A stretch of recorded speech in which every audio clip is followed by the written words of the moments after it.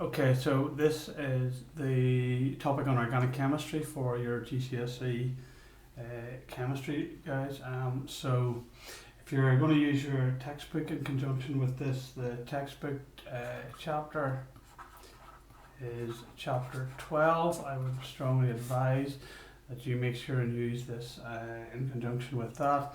You also have your class notes. Now, the beauty about the class notes in this topic is that they are designed that you can fill in the gaps as you go along, so you should be able to work through the information in the class notes and the information in the textbook, fill in those gaps and hopefully learn and understand the organic chemistry topic. So it's a pretty big topic, so there's a few videos in this. I'm going to do the first one here. There'll be a few more videos then to follow this up. So we're starting really on page at the textbook in chapter 12, which is page 189. Okay. So organic chemistry, guys, is to do with primarily the source of it is from fossil fuels, and you need to know that fossil fuels are formed from the remains of dead plants and dead animals, and the way in which these are formed, we don't need to go into too much detail, but is that over many millions of years these remnants are compressed, and as they get compressed under the earth they are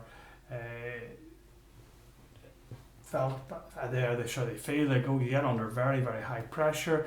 In that environment, the temperature builds up because of the biochemical reactions happening down there. It gets very hot, and there's also a lack of oxygen, so all the air is being compressed out with the pressure of the rock, etc., that builds up above it and squeezes all the air out. And when you get those particular sets of chemical conditions, if you like, particular chemical reactions happen, and in this instance you end up getting fossil fuels.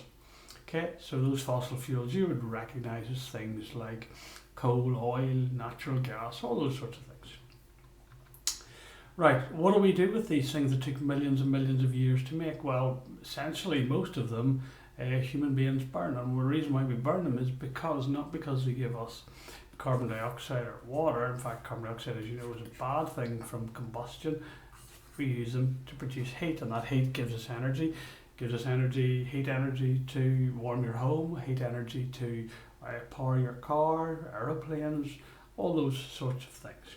So the general equation, this is, and hopefully you know, is a combustion equation. We've met these before. And combustion is a reaction with oxygen, a fuel with oxygen, to give us carbon dioxide, to give us water, and to give us heat. This particular type of combustion, there are a couple of different types of combustion. This one is called complete combustion, but we'll deal with that a little bit more later on. And we know that they're used for heating homes, for cooking, for transport, for lighting our homes, producing electricity, for all those Xboxes, etc., and iPhones that you need to get charged up. Right, now there is only a finite amount of fossil fuel, which means they will eventually run out. Okay, they take many millions of years to make.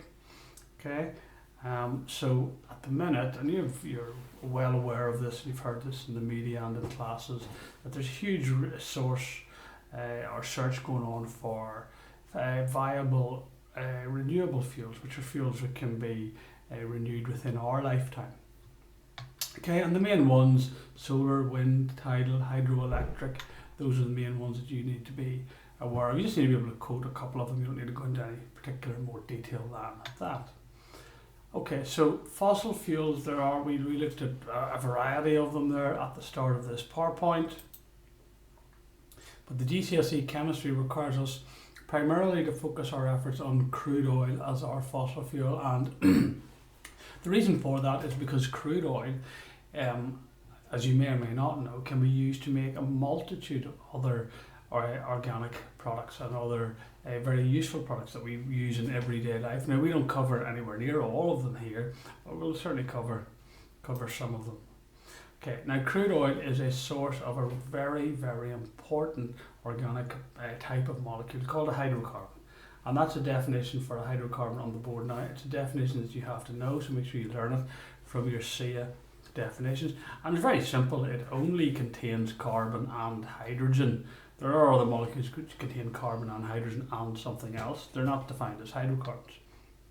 Okay, so crude oil itself is a very viscous, thick, very dark brown liquid, and it is a mixture of all of these hydrocarbons. Now, it is a useless material. It's a very expensive material. It's a very highly sought after material, but on its own, it is of no actual use. You have to separate out these what we call hydrocarbons in order to get something useful from it. And those hydrocarbons within this mixture, and remember, it is a mixture, it's not a compound. Okay, and if you remember back to your separating substances, you would know that components in a mixture, can be separated out relatively easily if they have different properties. These hydrocarbons within crude oil have got different properties in terms of the fact they have different boiling points. So what type of separation technique would we use there? Well, it's exactly the same as we used in the first topic that we did in year 11. We use a type of distillation. Okay, now we've done distillation before, but the type of distillation that we use this time for separating out our hydrocarbons is fractional distillation. Okay, so that's a term that you would need to know, and you need to know why it is that we can use it to separate out the components of crude oil. And there we go, that's a sort of a diagram of the industrial setup for the crude oil fractional distillation. So these towers are massive. They're not hundreds of meters. They're tens of meters high. Okay, they're huge, big industrial scale type things. Nothing like what you'd see for fractional distillation in a classroom. But what I would like to draw your attention to, guys, is what actually happens here. So you can see the crude oil. The first thing that happens here is it gets heated up to a very high temperature. Now that temperature depends on the type of crude oil.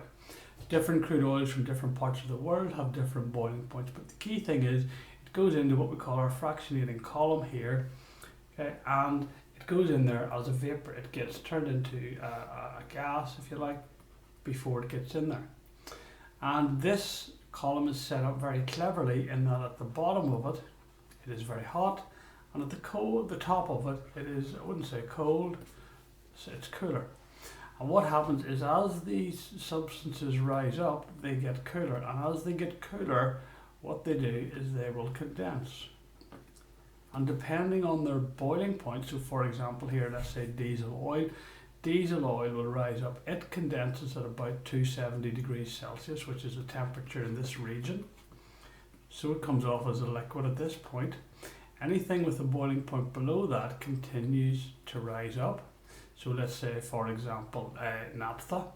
Naphtha has a boiling point of roughly around 120. So when it gets up to here, the naphtha will condense. And then this fractional distillation tower is designed that these things then can simply be removed off.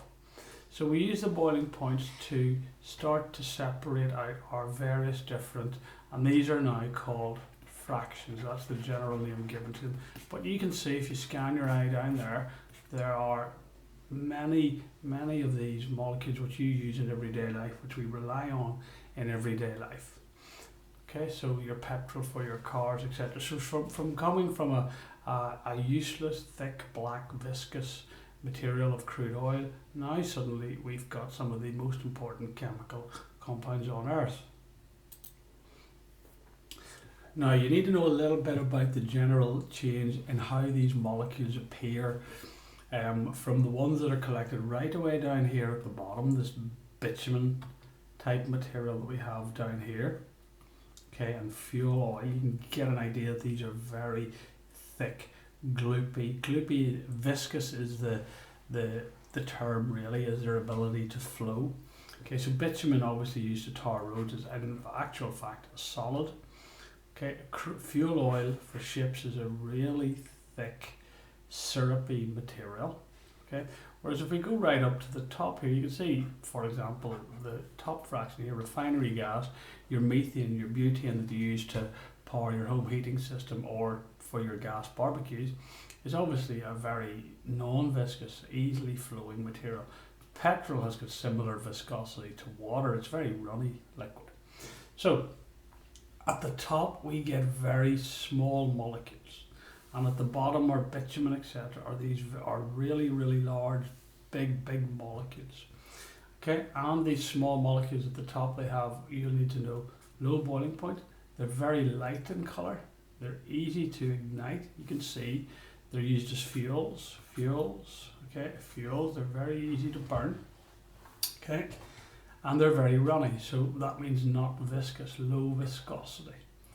Okay, the ones at the bottom are very dark in colour. Okay, so bitumen, tar for roads, for example, is a very dark liquid. Okay, they have very high boiling points. You can see bitumen, for example, condenses at 340 degrees Celsius. The others here, lubricating oil and fuel oil, they condense between 270 and 340 degrees. So really high boiling point liquids. Okay, they're dark. They're very hard to ignite. Obviously, if you're going to use something to tar a road, you're not going to use something that will ignite easily. And they're very thick. Again, bitumen I would come back to. Okay, it's a solid. Obviously, if it gets a really hot day, you start to see it getting a bit tacky and a bit sticky, but still, it's still a very thick solid. Okay, all of these lubricating oils, I'm sure some of you have used lubricating oils at home. We use them because they're thick and viscous and gloopy, and they prevent friction between moving metallic parts. Okay, so you guys will have to know a little bit about that, all right, and the different properties of those particular compounds, those particular different hydrocarbon compounds, if you like, actually have. Okay, right. So let's move on.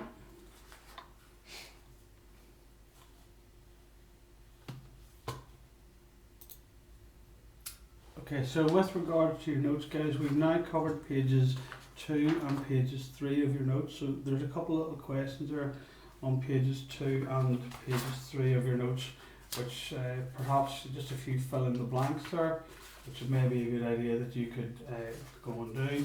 In terms of your textbook, so I'll just write this down here for you. Okay, so in your notes, you've done pages 2 and 3, so you could go and do the questions there. And in your textbook, we have done pages 218 there. Okay, so you may well want to have a little go and have a look at that. Okay, I don't think there's any particular questions on page 2. Sorry, there's a question, page 219. Okay, question 47. Okay, which you could have a go at there. All right, so you might want to stop the video, go and do those, and check your answers. Right, so into that fractional distillation, okay, the crude oil is heated, it turns into a gas, okay, it rises up that column when it cools down, and as it cools down it condenses, just like I told you in the last diagram there, and you get your large molecules at the bottom with the very high boiling points and your small ones at the top. Right, so we're going to watch a video here, guys, now on oil refinery, so if you just maybe put your volume on and make sure you can listen to this. Modern life would hardly be possible without products derived from crude oil. These include fuels and oils for most forms of transport, lubricating oils, and tar and bitumen for road surfacing. Crude oil is also the starting material for a huge variety of organic, carbon-based chemicals and products, such as plastics and synthetic fibres. Most oil refineries are on the coast and have good road and rail links. On this site, 2 crude distillers together process 34,000 tonnes of crude oil per day. There is also a catalytic cracker and a platformer for converting straight chain molecules to branched chain. On site is a range of storage tanks for the different products. Crude oil is brought in by pipeline to storage tanks. Many of the products from this refinery are used by the chemical industry in the surrounding area.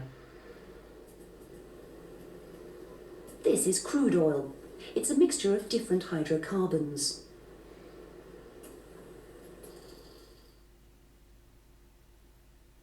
The first step in refining is to separate the oils into fractions of different boiling ranges by fractional distillation. The crude oil is first heated by gas or oil-fired burners. This vaporizes most of the oil. The vapour is fed into the bottom of the fractionating tower, a column containing over 40 perforated trays. The bottom of the tower is kept at 360 degrees Celsius and the top at about 100 degrees Celsius. The vapours rise up the tower and condense to liquid when they arrive at a tray that is sufficiently cool. The perforations in the trays allow vapours to rise up the tower and liquids to drip down. Liquids, called fractions, are piped off at different levels in the tower. The higher up the tower, the lower the boiling point, and the shorter the hydrocarbon chains. Gases from the top of the tower are used as fuel gases, both for sale and in the refinery. The thick liquid residue from the base of the column may be distilled again under reduced pressure to give further separation.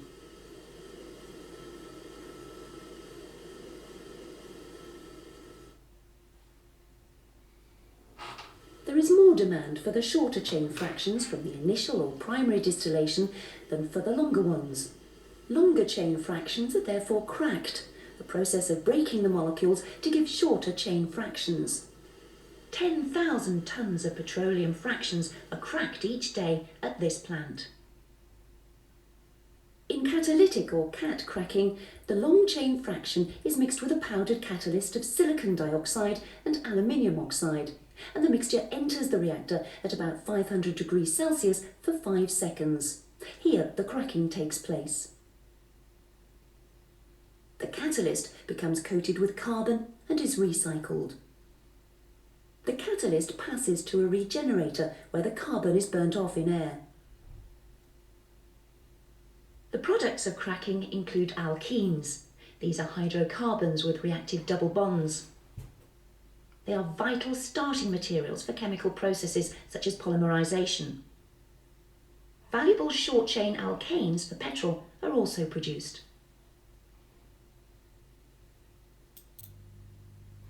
Okay, so that video will give you an insight, or hopefully a bit more of an insight and a visualization of what went on there within separating that crude oil. Okay, so we're going to look now at what actually comes out of that crude oil. Okay, we spoke earlier, we looked at the diagram of the fraction distillation column, and we saw that things like petrol and diesel, but we're going to look at the actual chemical compounds that make up this petrol, diesel, naphtha, refinery gas, etc.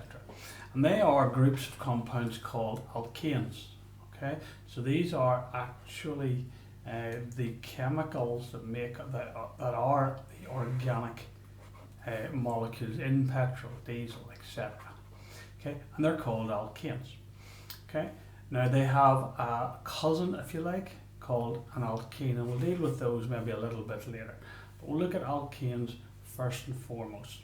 Okay, they are hydrocarbons. Hopefully you can see why. They're made up of only hydrogen and carbon, and for every, they have a general formula, and we'll look at this a little bit later. They have a general formula of CnH2n plus 2, whereas the general formula of alkenes is CnH2n. Now what do I mean by that? Well, we take this one here as an example.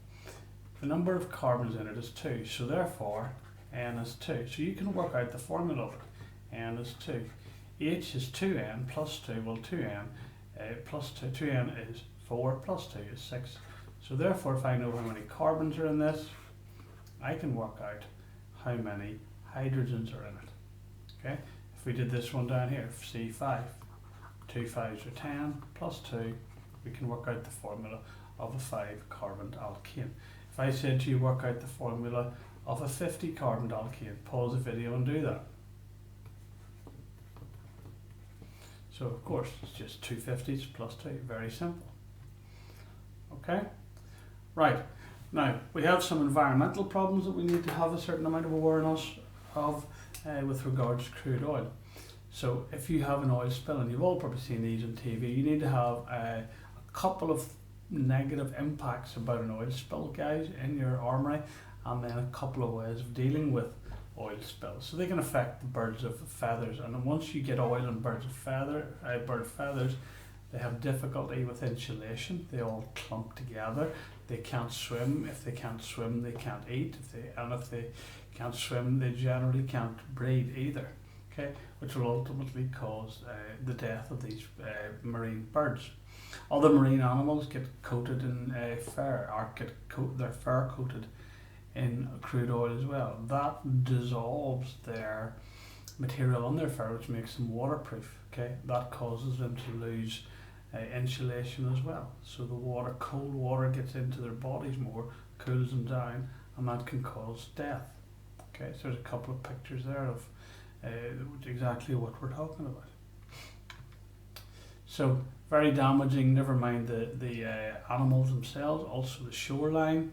Okay, so to get rid of that from a shoreline is virtually impossible. It takes years and years of natural removal. So how do we treat these? Well, you can treat them by using detergents, but detergents themselves have a problem, because then you're putting detergents into the water. Okay, you can suck them up with these special machines here that skim over the top.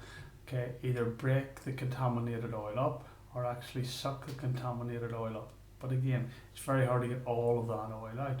You can use chemicals, okay, to break that oil down, but then also you're putting chemicals into the water. That's not ideal either. Okay, you can actually burn the crude oil. You can put a flame retardant boom around it so you can sort of trap it and keep it in there. Okay, and then you can ignite it and burn it. But again, the pollution that comes off that is huge. Crude oils are really black, sooty, toxic fumes whenever you burn it. Okay, so here then, guys, we have some pollutants, and this would refer to page 4 of your notes. So you have a table here on page 4, okay, which you can fill in. You'll also see a table on page 4 which you can go to use this table to fill in as well, guys. Should have said that earlier. Okay, so when you burn these alkanes and you burn these alkenes, you get a whole variety of pollutants produced. So we said earlier that when we burn something, we get carbon dioxide and we get water, and primarily we get heat. But unfortunately we get lots of other things as well, little side products which build up. So we get carbon monoxide. Okay, that's a toxic colourless gas. It has killed many people over the years. The reason why we get it is when we burn our fuel, remember we give our general equation earlier, when there's not quite enough oxygen in the environment, we get, instead of getting carbon dioxide, we get carbon monoxide. That's why you've got to keep your oil boiler, your gas boiler at home really well serviced, so there's plenty of oxygen getting into it to allow for complete combustion. If there's a real serious lack of oxygen, you get carbon, black sooty carbon. Okay, that forms again from this what we call incomplete combustion, where there's very little oxygen in the environment, and that produces smog and soot in cities which people breathe in, and it settles on buildings and one thing or another. Okay, carbon dioxide is made from complete combustion, okay, which isn't toxic to us, but it is a greenhouse gas and it does cause global warming. Okay, so remember I said, so my fuel here is my CnH2n plus 2, my alkane. Okay, I also get sulfur dioxide. Now you might go, well, how do I get sulfur dioxide if I burn something containing carbon and hydrogen with oxygen? Well, unfortunately, lots of these things contain little bits of impurities of sulfur. And when you burn sulfur as the impurity, you get sulfur reacting with the oxygen and you get sulfur dioxide. Okay, that leads to acid rain. How does it lead to acid rain? Well, the rainwater reacts with the sulfur dioxide to give you a compound called sulfurous acid, which is in the rain. The water is obviously here, sorry. The water is the rainwater. Okay, that sulfurous acid reacts with oxygen in the air, to give you a compound that you would probably recognize, which is sulfuric acid. So there's your acid rain, which is then falls to earth. Nitrous oxides, okay. You might go, where the heck does that come from? there is no nitrogen impurities in these fuels. Well, the reason that we get nitrogen is because when you burn these things in an internal combustion engine, so a car, a lorry, or an aeroplane, there's nitrogen in the air, and the nitrogen reacts with the oxygen in the very, very hot environment of an engine. Okay, and you get various nitrous oxides. Just call them NOx. That X is usually 1, 2, or 3. And again, that reacts with moisture in the clouds to give you nitric acid, okay, which then falls back to Earth as acid rain. So you've got the first 3 up there, which come from directly from burning these fuels, whether you have enough oxygen or an incomplete supply of oxygen, and then the other 2 are because of an impurity or a side reaction. Okay, so again, these are ones that you would, of course, have to know. Now, you might be able to then maybe, guys, at this point, go and have a read of page 8 and page 9 and 10 and 11. There are some questions on there are relative to here. So this is, I'm talking here at this point, guys, about your class notes. So in your notes, you can go to questions and the information on page 8 through to page 11 there. Okay, and do those questions. Okay, so that, guys, that's the end of video 1. We'll come to video 2 then, which is on Homologous Series next. Okay, and so what I would suggest you do is go through, make sure you've got those pages of your class notes filled in, make sure you've read through it, make sure you just understand what's going on, and then we'll pick up Homologous Series in the next class.